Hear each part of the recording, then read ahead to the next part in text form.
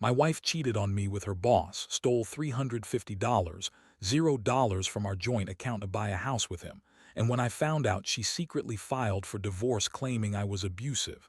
Now she's trying to hide the property and escape with everything. Hello everyone. Dear listeners, please share your thoughts in the comments section below. And don't forget to like, share, and subscribe. Now, let's begin the video.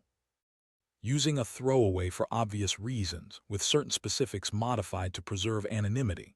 I never thought I'd find myself in a situation like this, honestly. My wife, Emily, seemed perfect, beautiful, successful, charming. We'd been together for 8 years, married for 5. Things weren't perfect, but I thought we had a solid life.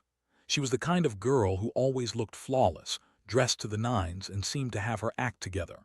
But all that changed in ways I couldn't have predicted. It started with little things. She'd be late more often, claiming work was hectic or she had to stay late at the office. She'd start hiding her phone more, texting under the table or quickly locking her screen whenever I entered the room. I brushed it off at first, thinking I was overthinking or maybe just paranoid. But then I noticed her mood swings. She'd be cold and dismissive one day, overly affectionate the next. Something was off, but I couldn't quite put my finger on it. One night I was working late myself, sitting at my desk when I decided to check her email. It was a rare moment of weakness. I don't usually snoop, but something about her behavior felt wrong. I typed her password into her laptop because she'd forgotten to log out. That's when I saw the email thread from her boss, Mark. It was casual at first, but then it turned into something more intimate. Flirty messages, compliments about her looks, plans to meet after work, references to their secret. My stomach dropped. I couldn't believe what I was reading. My wife, Emily, was cheating on me with her boss. I felt like I'd been punched in the gut. My mind raced. How long has this been going on? Were there more women? Did she even care about me anymore? I couldn't sleep that night, replaying everything I'd read. The worst part was the feeling of betrayal. The person I trusted most was lying to my face, sneaking around behind my back. And it wasn't just an affair. I later found out she stolen a huge chunk of money, $350, $0 from our joint account to buy a house with Mark. I couldn't even process that much money gone, let alone what it meant for us. The next day, I decided I had to confront her. I couldn't keep living in this nightmare. I found her in the kitchen sipping coffee, acting like everything was normal. I told her I knew about her affair, about the messages, about the money. She stared at me, her eyes cold and defiant. "You're overreacting," she snapped. "It's not what you think. Mark and I are just friends. You're paranoid. You always accuse me of things." She lied so effortlessly I almost believed her for a second, but I knew better. Her reaction was a mix of anger, denial, and that bitchy attitude she always had when she thought she could get away with something. She told me I was crazy, that I was imagining things, that I was controlling. She even claimed I was abusive, which was a complete lie, just to turn the tables and make me doubt myself. I could see right through her, but it hurt. It hurt that she'd betray me like this, steal from us, and then try to gaslight me into thinking I was the problem. I was devastated, but I also felt a surge of rage. How dare she do this? How dare she betray me, steal our money, and then call me abusive? I felt like I'd been hit by a freight train. All those years, all that trust, shattered in an instant. I didn't know what to do with the anger and sadness boiling inside me. I just knew I couldn't let her get away with it. Not without a fight. After that confrontation, everything changed. I spent days just trying to process what I'd learned, but every time I thought I had a grip on it, something else would come up. I started digging into our bank accounts, trying to find out exactly how much she'd taken and where it had gone. That's when I discovered the full extent of her betrayal. She'd siphoned off $350, $0 from our joint savings account. That's more than I make in a year, and she just took it like it was nothing. She used that money to buy a house with Mark, a whole damn house. I found the property records online. She'd bought a place about an hour from here, a nice suburban neighborhood. She'd lied about wanting to upgrade, said she needed a bigger place for the family, but I knew better. She was planning to run away with her lover, and somehow she'd convinced herself she could hide everything from me. I was furious.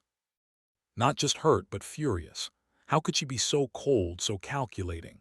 She'd lied to my face about everything, even when I confronted her directly. And the money was like a punch in the stomach every time I looked at the bank statement. I kept thinking about the life we'd built, the vacations, the dinners, the trust. All gone now, replaced by her greed and selfishness.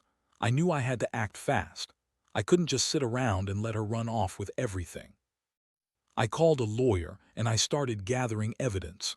I had to protect what was left of our assets and make sure she didn't hide the property or try to leave town with the money. I also decided to hire a private investigator. I needed to know if she was planning to leave soon or if she had already started moving things around. Meanwhile, she kept up her act, pretending everything was fine. She'd come home, act like she was the victim. "You're just paranoid," she'd say. "You don't trust me," but I saw through her.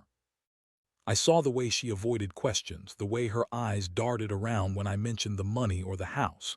She was hiding something, and I knew it wasn't just guilt. She was actively trying to cover her tracks.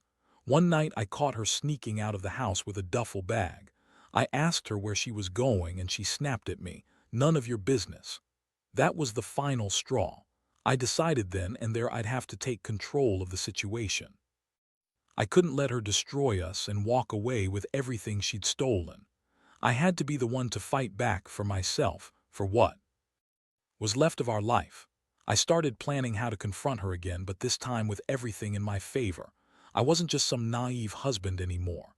I was going to expose her, get the evidence, and make sure she paid for what she'd done. I felt a mix of betrayal, anger, and determination. I knew it was going to get messy, but I was ready. I couldn't let her get away with this. Not without a fight. The more I dug, the clearer it became that Emily had planned this for a while. I found emails and texts where she was coordinating with Mark about the house, the money, even how to make it look like she was innocent if anyone found out. She lied about everything, said she was working late, that she was stressed, that she needed a change. Meanwhile, she was secretly buying a house, planning her escape, and spending our money like it was Monopoly cash. I reached out to the bank, froze our accounts, and filed a police report about the theft. That was a huge step, but I knew I couldn't do everything alone. I also hired a private investigator, someone who could follow her, find out if she was planning to leave town or if she had already started packing her bags. I needed to get ahead of her moves. Meanwhile, Emily kept up her act like nothing was wrong. She'd come home, act sweet, and then turn cold again. She'd tell me I was imagining things, accuse me of being paranoid, and even try to gaslight me into doubting my own sanity. "You're crazy," she'd say. "You always think I'm cheating or hiding something. Maybe you're the one with the problem." That bitchy smirk she'd give whenever she was lying made me want to scream. One night I came home unexpectedly early from work. I caught her packing a small bag.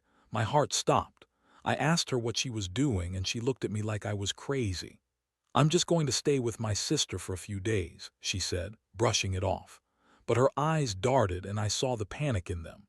That's when I knew she was trying to leave, and I had to act fast. I confronted her again, told her I knew everything, that I had evidence and plans to ensure she couldn't just walk away with the money and the house. That's when she snapped. She yelled, called me controlling, said I was abusive again, trying to turn the tables. She claimed I'd always been jealous and insecure, but I wasn't falling for her lies anymore. I was done playing her game. I told her if she left, she'd never get a penny more. I'd fight her for every dollar, every inch of that property. I also told her I was going to expose her to everyone, her boss, her friends, everyone who thought she was the perfect wife. I wanted her to see what betrayal really looked like. I knew she'd try to hide her tracks, but I had enough evidence to make her regret ever crossing me. The next few days were chaos. She tried to deny everything, but her actions betrayed her.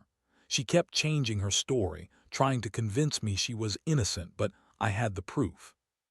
The emails, the bank statements, the photos of her with Mark, the property deeds. I was gathering everything to take legal action.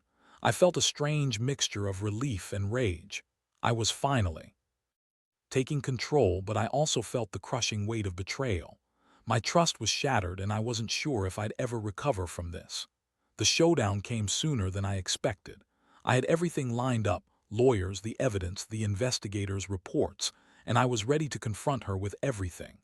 I knew she was planning to leave that weekend, trying to slip away with the house and whatever else she could take.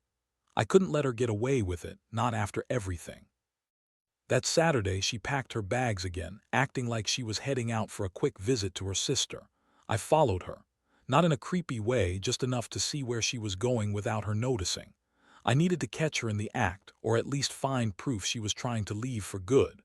I kept my distance, watching her get into her car, her phone constantly in her hand. She was texting someone, probably Mark, coordinating the final move. I waited until she was gone, then called my lawyer and the police. I told them about her plans, the stolen money, the house. I handed over all the evidence I had. Collected screenshots, bank statements, the property deeds.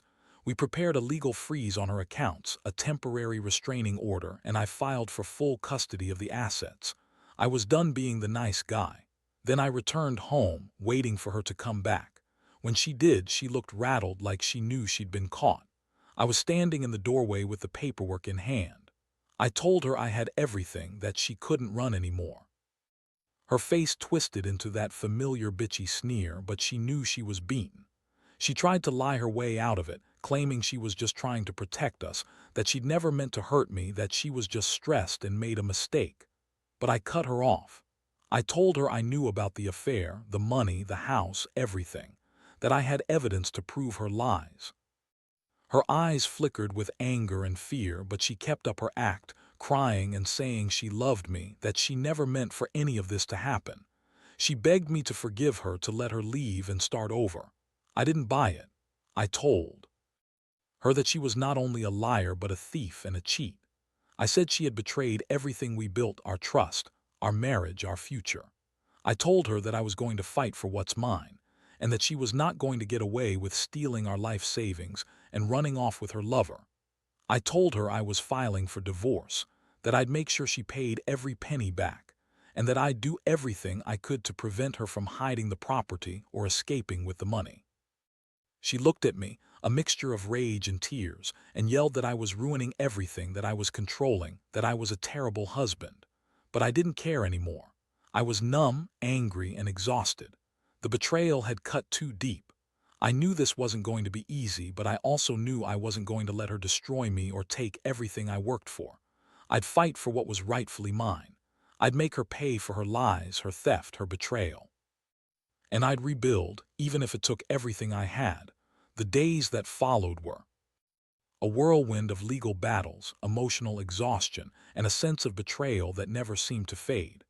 I had my lawyer working around the clock, pushing through the paperwork to freeze her assets and secure the house. The evidence was solid. I had everything documented, every lie, every stolen dollar, every secret message. Still, I knew Emily wouldn't go down without a fight. She was the queen of manipulation, and I could see her trying to dig her way out of the mess she'd created. She made a last-ditch attempt to spin her story, claiming she'd only done it out of desperation, that Mark was the one pushing her, that she never wanted to hurt me but was just trying to escape her terrible life. She sat across from me in the lawyer's office, tears in her eyes, insisting she was the victim. I wanted to scream at her, tell her how much I saw through her lies, but I just sat there, quiet, letting her talk herself into a corner. Every word she uttered only confirmed what I already knew. She was a master manipulator, a liar, a thief. Meanwhile, I was dealing with the fallout of her actions. The bank accounts were frozen, and I was in the process of reclaiming the stolen money through legal channels. I also discovered that she tried to hide the house's ownership through some shady paperwork, but I had my lawyer dig into it and we uncovered the truth. She tried to transfer the deed to some fake name, but we caught it just in time. The house was still in her name, but she was trying to hide it from the court. Emotionally, I felt drained. The betrayal cut so deep that I sometimes wondered if I'd ever trust anyone again. I felt angry, humiliated, and betrayed all at once. I kept replaying the moments where I'd trusted her, where I'd believed in us. The woman I thought I knew was gone, replaced by someone cold and calculating. Every day was a battle between my desire for justice and the ache in my chest, but I also knew I had to focus. I couldn't let her manipulate her way out of this. I had to stay strong for myself and for what little was left of our life together. I made a decision to move forward, to rebuild from this wreckage. No matter how long it took, I refused to let her win, to let her walk away with the money, the house, and my dignity. I was going to fight for every penny, for every asset, and for my peace of mind. In the end, I realized that this whole nightmare had taught me something crucial. Trust is fragile, and sometimes the people you love the most can turn out to be the biggest liars. But I also learned that I was stronger than I thought. I could pick myself up from the ashes piece by piece. And when it's all over, I'll be the one who comes out on top. The court proceedings dragged on for months, each day feeling like a new assault on my sanity. Emily's lies kept piling up, her tears and accusations designed to sway the judge and everyone around her. She painted herself as the victim, someone trapped in a bad marriage, pushed to desperation, and unfairly accused of theft and betrayal. But the evidence was irrefutable. The emails, the bank records, the property transfers, all of it painted a clear picture of her deception. Finally, the judge ruled in my favor. The house remained in her name, but the court ordered her to pay back the stolen $350, $0 plus interest. She was also ordered to relinquish her claim to the property, and I was granted sole control of our remaining assets. It wasn't a perfect ending, but it was enough to start rebuilding. The emotional scars, however, would take much longer to heal. Throughout this nightmare, I learned a lot about myself. I learned that betrayal can come from those you love most, and that trust, once broken, is incredibly difficult to repair. I also learned that revenge isn't about getting even. It's about reclaiming what's yours and making sure the truth comes out. I didn't do it to hurt her, but to protect what little I had left and to hold her accountable. Looking back, I see how naive I was in trusting her blindly. I see how her lies and manipulations almost destroyed me. But I also see the resilience I never knew I had. I'm not the same person I was before, and I don't think I ever will be. But I am stronger, wiser, and more cautious now. As I sit here reflecting on everything, I want to tell anyone reading this: if you find yourself betrayed, don't let the pain consume you. Gather your evidence, fight for what's rightfully yours, and don't be afraid to stand up for yourself. The road to justice is hard, but it's worth it. And in the end, you'll come out of it knowing your worth, even if the person you love the most tried to destroy you first. I've lost a lot, but I've gained clarity. I know now that I deserve honesty and respect. I also know that sometimes the best revenge is simply moving on and proving that you're better than what they tried to make you. That's what I'm doing, building a new life, step by step, free from lies and betrayal. And I'll never let anyone take that from me again.